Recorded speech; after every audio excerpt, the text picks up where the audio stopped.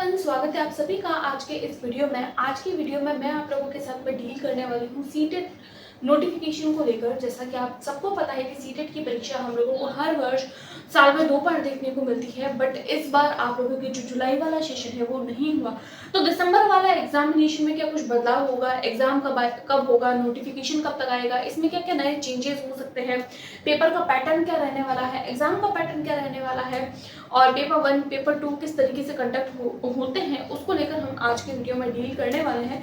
और अगर आप लोग टीचिंग एस्पिरेंट है और अगर आप लोग किसी भी टीचिंग एग्जामिनेशन के लिए प्रिपेयर कर रहे हैं तो आप लोगों को पता होगा कि सीटेट की परीक्षा एक रिक्रूटमेंट एग्जामिनेशन देने से पहले एक पासिंग क्राइटेरिया की परीक्षा होती है, जिसको हम लोगों को देना बहुत ज़्यादा ज़रूरी होता है। ये परीक्षा आप लोगों की एक एलिजिबिलिटी क्राइटेरिया की परीक्षा है। अगर हम इस परीक्षा में पास हो जाते हैं तो हम किसी भी recruitment examination like KVS, NVS, DSSB, EMRS, इन सभी के अंदर जो है वो हम पार्टिसिपेट कर सकते हैं। तो सीटेट की परीक्षा एक तरीके से अनिवार्य परीक्षा है और ऐसे टीचर्स जो ऑलरेडी लग चुके हैं यानी जो ऑलरेडी सरकारी सेवा में हैं, उन लोगों के लिए भी अब सरकार द्वारा यानी हाईकोर्ट द्वारा इस बात को जो है वो कंफर्म कर लिया गया है कि आप लोगों को भी सीटेट की परीक्षा अब देनी होगी। यानी कि ऐसे लोग भी होंगे ना जो कई वर्षों से अपनी जो है वो राजकीय जो अध्यापक सेवा है वो दे रहे हैं। तो ऐसे कैंडिडेट के लिए यानी ऐसे टीचर्स के लिए जो मान लीजिए 20 साल से लगे हुए हैं, 30 साल से लगे हुए हैं, 35 साल से जो सरकारी सेवा में है, गवर्नमेंट टीचर है, लेकिन उन लोगों की सीटेट पास नहीं है, तो उन लोगों को भी अब सीटेट की परीक्षा देना जरूरी है। सो अगर आप लोग भी ऐसा चाह रहे हैं कि हम आने वाले समय में टीचर बने तो आप लोगों के लिए सीटेट की परीक्षा जो है वो जरूरी है। तो सीटेट का नोटिफिकेशन कब तक आएगा इसको लेकर बात करेंगे। सीटेट की परीक्षा साल में 2 बार देखने को मिलती है। एक होता है जुलाई वाला सेशन, एक होता है दिसंबर वाला सेशन। जुलाई वाला सेशन आप लोगों के इस बार नहीं हुआ। अगर परीक्षा जुलाई में होती है तो उसका नोटिफिकेशन आप लोगों को मार्च और अप्रैल में देखने को मिलता है, और अगर परीक्षा दिसंबर में होती है तो कहीं ना कहीं उसका जो नोटिफिकेशन है वो या फिर तो अगस्त में या सितंबर में। अब अगस्त तो जा चुका है तो ऑब्वियसली इसका नोटिफिकेशन आप लोगों को सितंबर में और लास्ट सितंबर तक आप लोगों को देखने को मिल जाएगा। तो इसका नोटिफिकेशन कब तक आएगा, तो ऑब्वियसली इसका नोटिफिकेशन जो है वो लास्ट सितंबर तक आप लोगों को देखने को मिल जाएगा।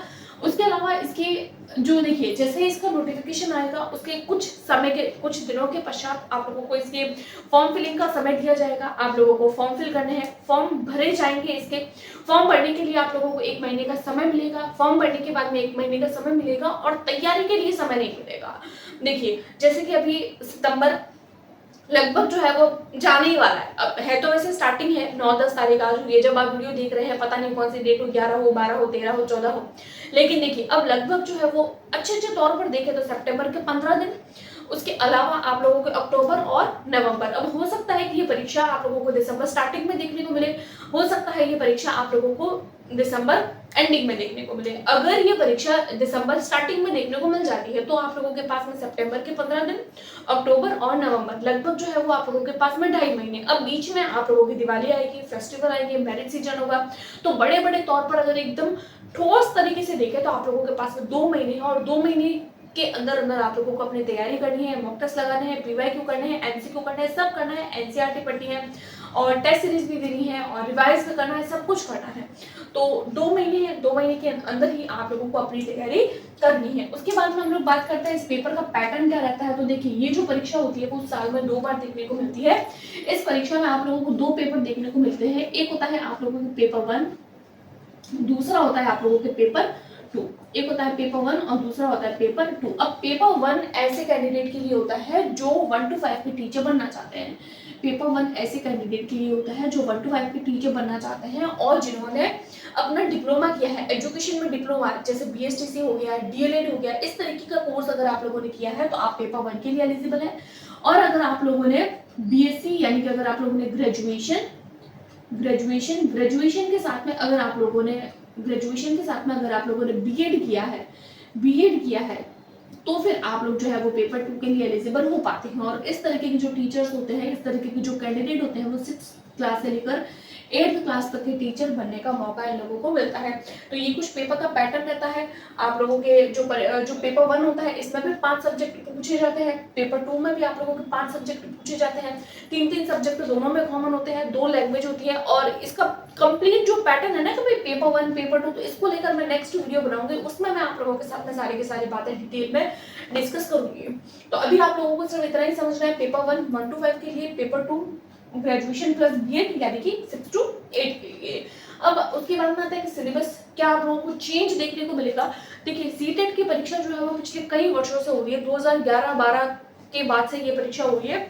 2011 और 2025 इन इतने सालों, लगभग 15 साल में आप सीटेट का सिलेबस निकाल के देखिए, आप लोगों को 1 या 2 वर्ड भी आप लोगों को आगे पीछे देखने को नहीं मिलेंगे। जैसा 2011 में सीटेट का सिलेबस था, वही का वही सिलेबस जो है वो आप लोगों को सीटेट 2025 में देखने को मिलेगा।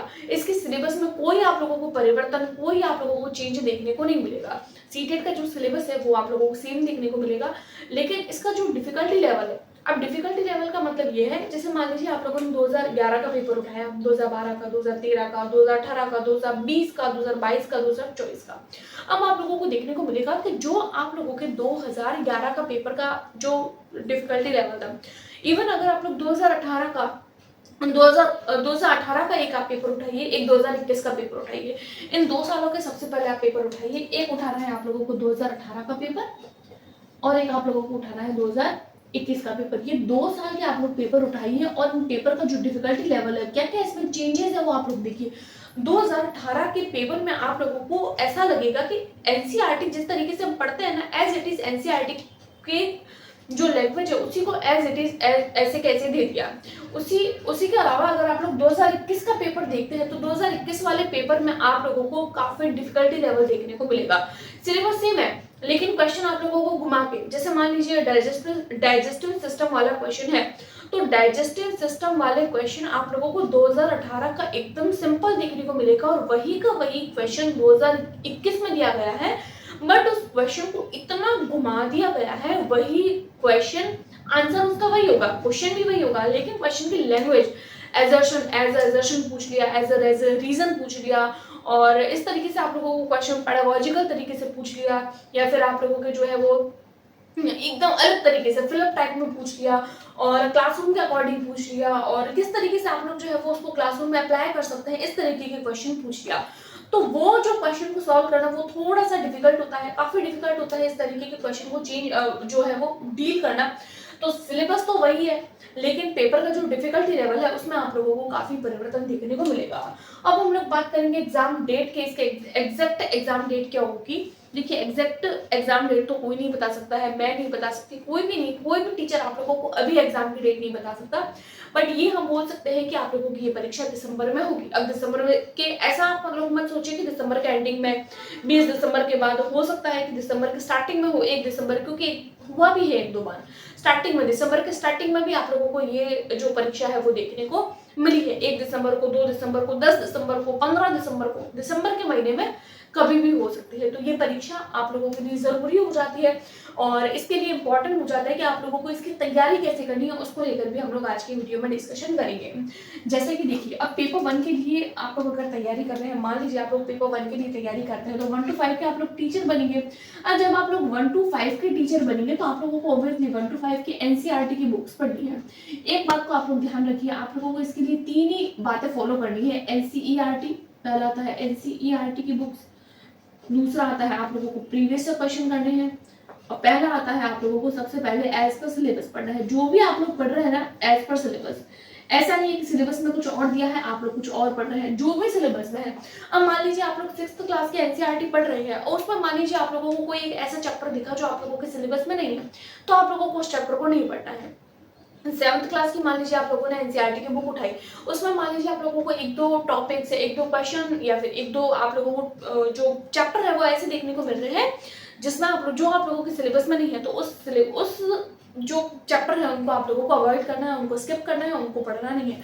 तो जो भी पढ़ना है आप लोगों को एज पर सिलेबस पढ़ना है। अब एनसीईआरटी के अकॉर्डिंग पढ़ना है। एनसीईआरटी के अकॉर्डिंग कैसे पढ़ना है, जैसे मान लीजिए देखिए अगर आप लोग पेपर 1 दे रहे हैं तो पेपर 1 के लिए आप लोगों को 3rd क्लास से लेकर 5th क्लास तक की एनसीईआरटी पढ़नी है, चाहे ईवीएस हो, चाहे मैथ्स हो, चाहे आप लोगों की लैंग्वेज हो, तो लैंग्वेज भी आप लोगों को 1 to 5 के अकॉर्डिंग पढ़नी है। लेकिन आज के समय का अगर हम लोग डिफिकल्टी लेवल देखें तो पेपर तो आप लोगों के 1 to 5 यानी टॉपिक्स आप लोगों के 1 to 5 रहेंगे, लेकिन जो डिफिकल्टी लेवल है वो आप लोगों को 6 to 8 तक का देखने को मिलेगा। यानी अगर आप लोग पेपर 1 के लिए प्रिपेयर कर रहे हैं तो आप लोगों को फर्स्ट क्लास यानी कि 3rd क्लास की एनसीईआरटी की बुक से लेकर 8th क्लास तक की अपनी एनसीईआरटी बुक्स को देखना होगा एज पर सिलेबस। इस बात को याद रखिएगा। ऐसा नहीं है कि 6ठी 7वीं 8वीं की किताबें पढ़ रहे तो कंप्लीट पढ़ रहे हैं, कंप्लीट साइंस नहीं। ईवीएस में देखिए क्या सिलेबस में है, उसके अकॉर्डिंग आप लोगों को अपने 6ठी 7वीं 8वीं के टॉपिक्स प्रिपेयर करने हैं। फिर हम लोग बात करेंगे पेपर 2 की, तो पेपर 2 के लिए आप लोगों को ऑब्वियसली 6 to 8 के लिए प्रिपेयर करना है। जब 6 to 8 के लिए आप लोगों को प्रिपेयर करना है तो 6ठी 7वीं 8वीं 3 क्लासेस की एनसीईआरटी की बुक्स पढ़नी है। उसके अलावा कुछ कुछ टॉपिक्स ऐसे हैं जो आप लोगों के 9th 10th की बुक्स में से भी देखने को मिलते हैं, तो वो टॉपिक्स आप लोगों को पढ़ने होंगे, वो टॉपिक्स आप लोगों को देखने होंगे।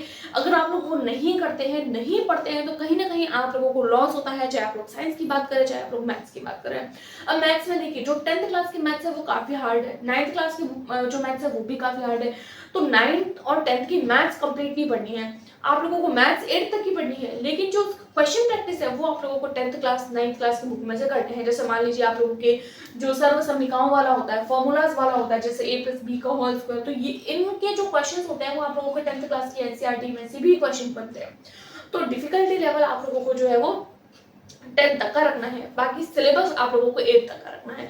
तो ये कुछ आप लोगों के जो है वो पेपर का पैटर्न है, और इस तरीके का आप लोगों के आता है पेपर, और 5-5 सब्जेक्ट होते हैं। इसको लेकर मैं अलग वीडियो बनाऊंगी, नेगेटिव मार्किंग है नहीं, और ऑफलाइन मोड पर होता है, एलिजिबिलिटी क्राइटेरिया की परीक्षा होती है, आप लोगों को 90 मार्क लाने होते हैं, और अगर आप लोग किसी कैटेगरी से बिलोंग करते हैं तो आप लोगों को 82 मार्क्स लाने होते हैं। और उसके अलावा इसमें कोई ऐसा हार्ड एंड फास्ट नहीं है कि आप लोगों की इसमें मेरिट बनेगी या फिर ऐसा, इसमें कोई लोड नहीं होता है, सिर्फ एलिजिबल होना होता है आप लोगों को इस परीक्षा के लिए। सो आज के वीडियो में इतना ही। आई होप आप लोगों को वीडियो पसंद आई होगी। अगर पसंद आती है और तो अपने दोस्तों के साथ में शेयर कर सकते हैं, और चैनल पर पहली बार आए हैं तो आप लोग एक प्लेलिस्ट जरूर देखिएगा जो मैंने रीड साइंस और 3rd ग्रेड साइंस के लिए देखी है, बना के रखी है। तो आप लोग उन वीडियोस को देखिएगा। अगर आप लोगों को पसंद आती है ना तो आप लोग चैनल को सब्सक्राइब कर सकते हैं।